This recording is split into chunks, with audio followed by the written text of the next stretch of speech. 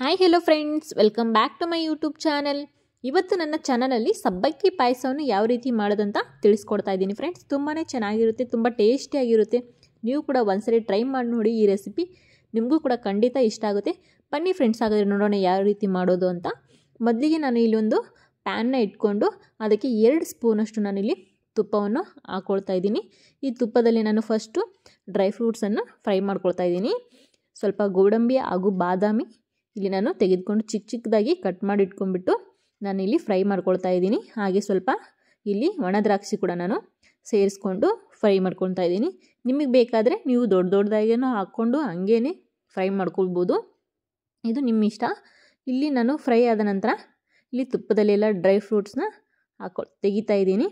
ನಂತರ ಇಲ್ಲಿ ಮಿಕ್ಕಿರುವ ತುಪ್ಪಕ್ಕೆ ನಾವು ಇಲ್ಲಿ ಒಂದು ಅರ್ಧ ಕಪ್ನಷ್ಟು ನಾನು ಸಬ್ಬಕ್ಕಿಯನ್ನು ಇದ್ರ ಜೊತೆನೇ ಫ್ರೈ ಮಾಡ್ಕೊತಾ ಇದ್ದೀನಿ. ನೀಟಾಗಿ ತುಪ್ಪದಲ್ಲಿ ಇದನ್ನು ಫ್ರೈ ಮಾಡ್ಕೊಳ್ಳಿ. ಇದರಿಂದ ಇದು ಬೇಗ ಬೇಯಿಸ್ಕೊಳ್ಳೋದಕ್ಕೆ ನಮಗೆ ಈಸಿ ಆಗುತ್ತೆ. ಬೇಗ ನೀರಿನ ಜೊತೆಗೆ ಕೂಡ ಬೇಗ ಬೆಂದೋಗ್ಬಿಡುತ್ತೆ. ಇದನ್ನು ನಾವು ನೆನೆಸಿಟ್ಕೊಳ್ಳೋ ಅವಶ್ಯಕತೆ ಇಲ್ಲ. ತುಪ್ಪದಲ್ಲಿ ಫ್ರೈ ಮಾಡ್ಕೊಂಡ ನಂತರ ನಾನು ಇಲ್ಲಿ ಒಂದು ಅರ್ಧ ಕಪ್ಪಷ್ಟು ಸಬ್ಬಕ್ಕಿಗೆ ನಾನು 1 ಕಪ್ಪಷ್ಟು ನಾನು ನೀರನ್ನು ಹಾಕ್ಕೊಂಡಿದ್ದೀನಿ. ನೀರು ಹಾಕ್ಕೊಂಡ ನಂತರ ಚೆನ್ನಾಗಿ ಒಂದ್ಸರಿ ಮಿಕ್ಸ್ ಮಾಡ್ಕೊಂಡ್ಬಿಟ್ಟು ಇದನ್ನು ಕುದಿಯೋದಕ್ಕೆ ಬಿಟ್ಬಿಡಿ.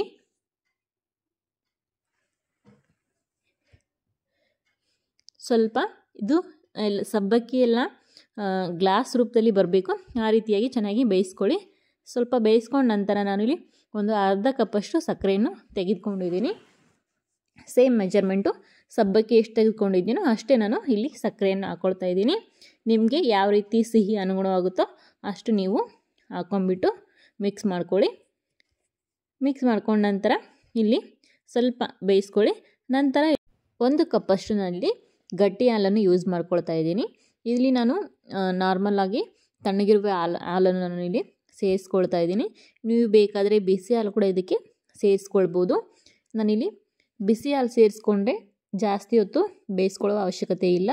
ನಾನಿಲ್ಲಿ ತಣ್ಣನೆ ಹಾಲನ್ನು ಸೇರಿಸ್ಕೊಂಡ್ರಿಂದ ನಾನು ಒಂದು 10 ನಿಮಿಷದವರೆಗೆ ಇದನ್ನು ಹಾಲಿನ ಜೊತೆ ಚೆನ್ನಾಗಿ ಬೇಯಿಸ್ಕೊಳ್ತಾ ಇದ್ದೀನಿ. ನೋಡಿ, ಈ ರೀತಿಯಾಗಿ ಬೇಯಿಸ್ಕೊಂಡ ನಂತರ ಸ್ವಲ್ಪ ಏಲಕ್ಕಿ ಪೌಡ್ರನ್ನು ಸೇರಿಸ್ಕೊಂಡು ಮಿಕ್ಸ್ ಮಾಡ್ಕೊಳ್ತಾ ಇದ್ದೀನಿ. ಬೇಯಿಸ್ಕೊಂಡ ನಂತರ ಇಲ್ಲಿ ಡ್ರೈ ಫ್ರೂಟ್ಸನ್ನು ಫ್ರೈ ಮಾಡಿ ಇಟ್ಕೊಂಡಿದ್ವಲ್ಲ ಅದನ್ನು ಇವಾಗ ಇದಕ್ಕೆ ಸೇರಿಸ್ಕೊಳ್ಬೇಕು. ನಾನಿಲ್ಲಿ ಸ್ವಲ್ಪ ಡ್ರೈ ಫ್ರೂಟ್ಸ್ನ ಜಾಸ್ತಿನೇ ಹಾಕ್ಕೊಳ್ತಾ ಇದ್ದೀನಿ. ನಿಮಗೆ ಎಷ್ಟು ಬೇಕೋ ನೀವು ಅಷ್ಟು ಹಾಕ್ಕೊಳ್ಬೋದು. ನಂತರ ಫೈನಲ್ ಆಗಿ ಡ್ರೈ ಫ್ರೂಟ್ಸು ಏಲಕ್ಕಿ ಪುಡಿ ಎಲ್ಲ ಮಿಕ್ಸ್ ಮಾಡಿದ ನಂತರ ಇನ್ನೂ ಒಂದು 10 ಸೆಕೆಂಡ್ಗಳ ಕಾಲ ಸ್ವಲ್ಪ ಸ್ಟವ್ ಮೇಲೆ ಇಟ್ಬಿಟ್ಟು ಬೇಯಿಸ್ಕೊಂಬಿಡಿ. ಬೇಯಿಸ್ಕೊಂಡ್ರೆ ಚೆನ್ನಾಗಿ ಫೈನಲ್ ಆಗಿ ಈ ರೀತಿಯಾಗಿ ಸಬ್ಬಕ್ಕಿ ಪಾಯಸ ಕ್ರೀಮಿಯಾಗಿ ರೆಡಿಯಾಗುತ್ತೆ. ತುಂಬ ಟೇಸ್ಟಿ ಕೂಡ ಇರುತ್ತೆ. ಇದು ಆರೋಗ್ಯಕ್ಕೂ ಕೂಡ ಒಳ್ಳೆಯದು. ನೀವು ಕೂಡ ಒಂದ್ಸರಿ ಯಾವಾಗಾದರೂ ಟ್ರೈ ಮಾಡಿಬಿಟ್ಟು ನೋಡಿ ಯಾವ ರೀತಿ ಬಂತಂತ ನನಗೆ ಕಮೆಂಟ್ ಸೆಕ್ಷನಲ್ಲಿ ತಿಳಿಸಿ.